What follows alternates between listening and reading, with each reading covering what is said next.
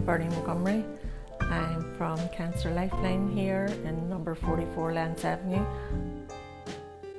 This new building is going to enable Cancer LifelLine to deliver more services throughout the whole of the Greater North and the Greater North Belfast.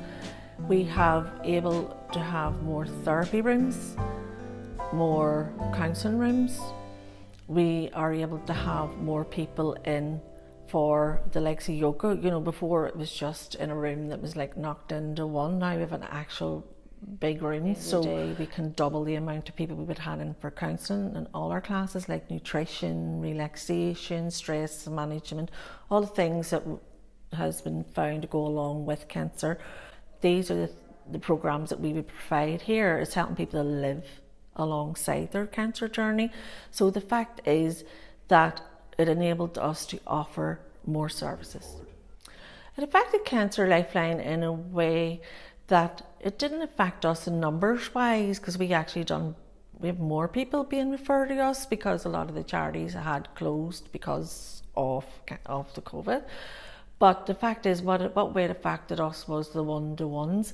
That I think that's one of the ethos of Cancer LifelLine, that people could come and meet somebody face to face if they had been diagnosed with cancer, and just that reassurance that there could be life after cancer, and see that when people meet you and see that you're there maybe 2 years later, 3 years later, 20 years later, if you're me, then at the end of the day, that gives people so much hope. So that would have been the biggest impact for us, I feel.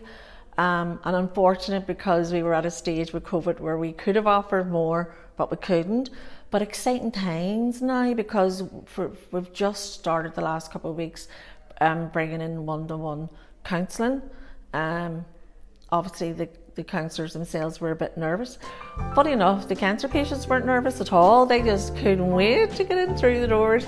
The country got nervous, which is obviously understandable, but it's fine, and we're so excited because by June then we're hoping to roll out then the complementary therapies.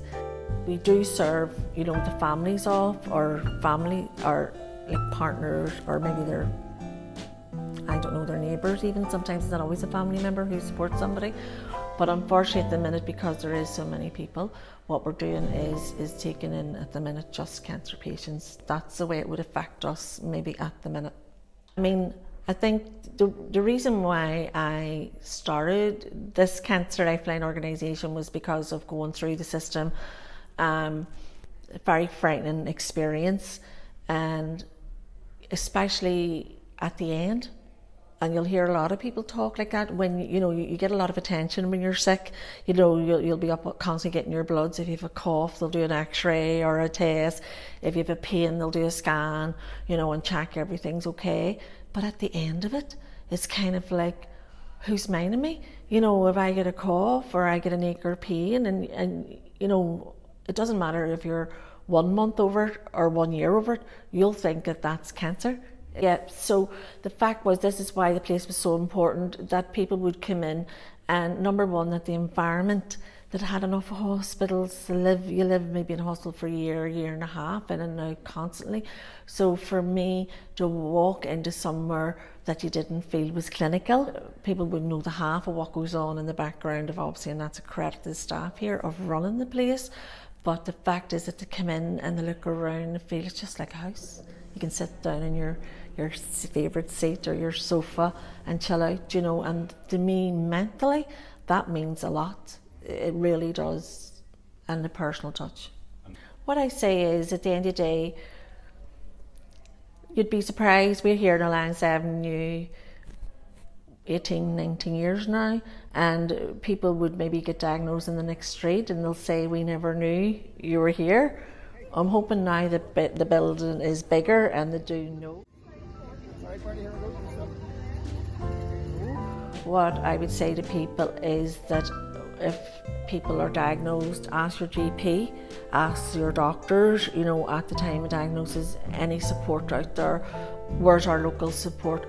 Because at the end of the day, we are on the doorstep of the community, and there is nowhere else, anywhere that delivers a service like we deliver for cancer.